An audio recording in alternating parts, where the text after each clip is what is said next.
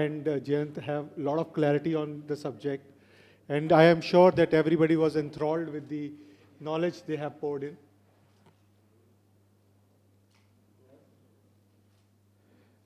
Jayant ji, there is a book which Ashwini ji has authored. So this is about Atmanirbharta and Atmanirbhar, a Swadeshi paradigm.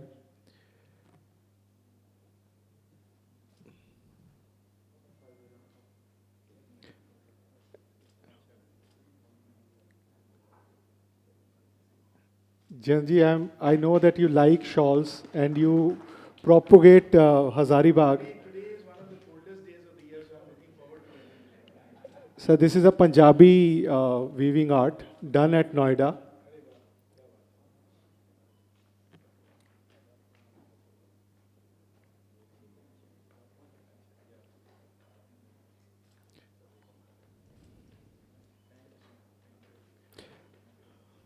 Same is for Ilaji.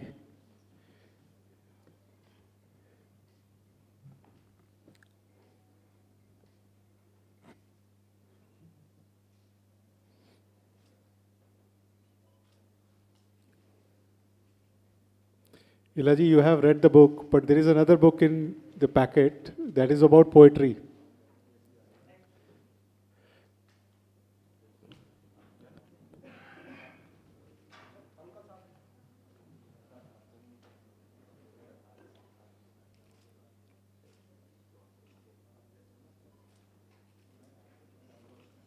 Thank you very much. Thank you, Janji. Thank you, Ilaji.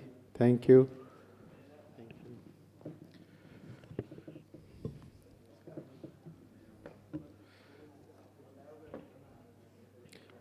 So we already had a nice conversation about what Janji is doing at his position.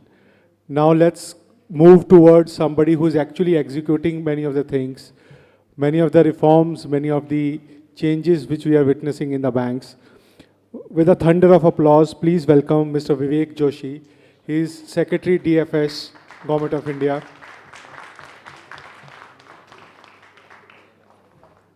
And my name is Anilesh, so I'll be moderating the session. Sorry to being a narcissist.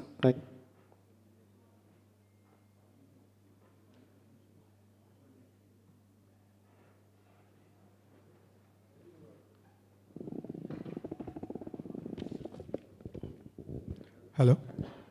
Joshiji, welcome. Welcome to this conversation. For the entire day, we have really good enthralling conversation on various aspects of banks. There is a need for differential banking. There is a need for structural changes in some of the way things are moving in the banks. But sir, I'll take you to the conversation which Nirmala Sitharamanji had a few days back, where she has envisaged that country needs to become $30 trillion economy by 2047. And the Prime Minister has already given us a vision that by then we have to be developed. Plus, we also have to be Atmanirbhar. So that means there should be more opportunities, and that means there should be more investments. And I'm sure there is a larger role of banks, because if we do the present calculations, 80% needs to come from the debt side, and 20% can come from the equity. So neither we don't know whether we have that much of equity. Plus, we also have to differentiate the way debt presently is institutionalized. We have very small bond market. We tried to expand the bond market, linking it to the global indices, but we unfortunately didn't go much far. Then NBFCs, MFIs, they already are struggling with the differential interest rates. So one of the understanding which we have gathered from the today's conversation is that A, we already need a differential institutions. B, we also need differential interest rates. C, we also need a differential way of sourcing the funds for many of the institutions. And I'm sure many of the ideas must be coming to you. So we wanted to understand, what is your feeling, what is your understanding, and how do you want to take, the banking sector forward? Mike is yours, sir. Animesh, Anilesh. Good evening, everyone. So anyway, Anilesh, I thought that I will be required to give a statement or a speech. So if you permit, I can read from that statement, and then probably we can discuss if you have any questions. Yeah, sure. I If you want to think, take it. That will do the justice. I'll stand here.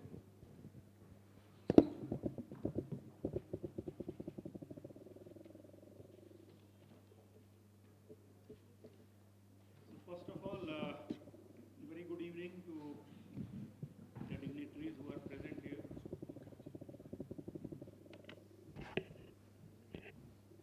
All the dignitaries who are present here. Uh, Especially, I thank Dr. Mahajan for giving me this opportunity this evening to come here and interact uh, and present my views on the topic of banks for Viksit Bharat. As already mentioned here, that banks are one of the most important pillars for Viksit Bharat. Indian financial system is mainly dominated by the banks, and 60% of the flow of credit is through the banks to the economy. Even though there are several other revenues, such as bond and equity markets have grown exponentially alongside, still the banks are major source of funding for the economy.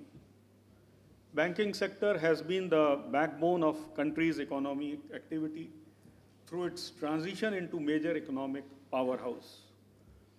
During the process of evolution, banking in India has created its position being a dynamic engine to support inclusive growth, and at this juncture, banking and economy in India are now inseparable.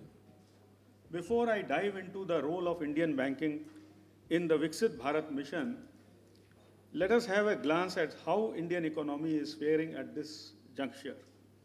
The geopolitical conflicts and economic disintegration, though have subdued global economic growth prospects recently, Indian economy remains world's fastest growing major economy. As per October IMF report, Indian economy will grow from 3.7 trillion in FY23 to 5 trillion in FY26, and by 2030, India will become a 10 trillion economy as estimated by BCG. In IMF's Article 4 2023 consultations that was released last month, IMF has lauded India's growth strategy that is underpinned by prudent macroeconomic policies and reiterated that India has emerged as a star performer and is projected to contribute more than 16% of the global growth in FY24. The National Statistics Organization, that is NSO, that has released its first advanced estimates for India's GDP for the financial year 2024, expects that the economy to rebound at 7.3%, beating the growth estimates of all the agencies, including RBI, IMF, and World Bank. India's economic growth is aided by sustained investment activity and robust output in manufacturing, construction, and services. The large consumption base of India, that constitutes nearly 60% of GDP, helps us to insulate from vagaries of global conflicts and slowdown. India's population, with mean age of 28.2 years and 68% of the population belonging to the working age group, conveniently places India to enjoy the demographic dividend. India has become the new global growth engine with its young demography, improving physical and digital infrastructure, and above all, an enabling policy environment. Moreover, India, the world's fifth largest economy, is likely to overtake Japan and Germany in 2027 to become world's third largest economy. In PPP terms, India is already the third largest economy, well above Japan and Germany. Most importantly, India is ensuring the sustainable path to achieve the ambitious target of being a developed economy by 2047, as per the vision of our Honorable Prime Minister, with applying investments in physical and human capital and comprehensive structural reforms across sectors covering education, infrastructure, healthcare, technology, and financial services.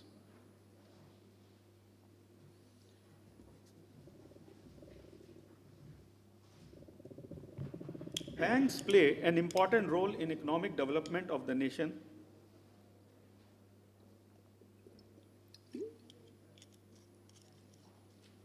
And without a sound and effective banking system, no country can have a healthy economy. Banks and financial institutions have a vital role in fostering economic growth and development by offering capital and financial services at affordable rate that empowers businesses and individuals to thrive. Indian banking has evolved over several decades with participation from government, private, including domestic as well as foreign players. The banking system is providing impetus to economic growth and development of the country and catering to the specific and varied financial requirements of different customers and borrowers.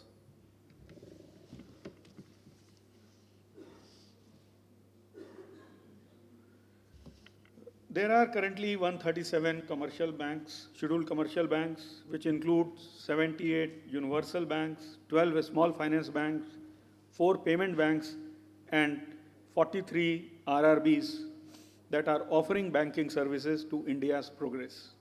In addition, cooperative and local area banks are also providing banking services in various segments in different locations of the country.